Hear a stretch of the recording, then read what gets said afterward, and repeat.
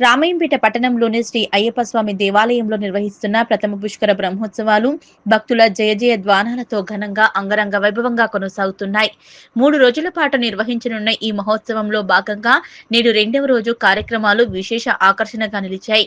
ఈ సందర్భంగా పల్లె జితేందర్ గౌడ్ గురుస్వామి, మురుకు నగేష్ గురుస్వామిలు కేరళ రాష్ట్రం నుంచి ప్రత్యేకంగా తీసుకువచ్చిన అయ్యప్ప స్వామి వారి పవిత్ర ఆభరణాలతో శ్రీ మహంకాళి దేవాలయం నుంచి పట్టణ పురవీధుల గుండా ఊరేగింపుగా ఘనంగా అంగరంగ వైభవంగా నిర్వహించారు.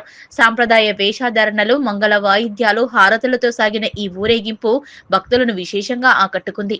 ఊరేగింపు సాగినంతసేపు పట్టణమంతా స్వామియే శరణమయ్యప్ప నామస్మరణతో మార్మోగిపోయింది.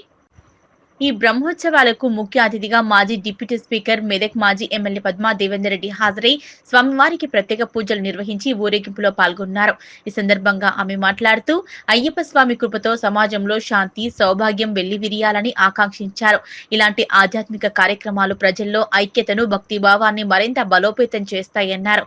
ఉత్సవాల్లో భాగంగా వివిధ పూజా కార్యక్రమాలు, హోమాలు, భజనలు భక్తి శ్రద్ధలతో కొనసాగుతున్నాయి. దేవాలయ ప్రాంగణం భక్తులతో కిటకిటలాడుతూ పండగ వాతావరణాన్ని సంతరించుకుంది.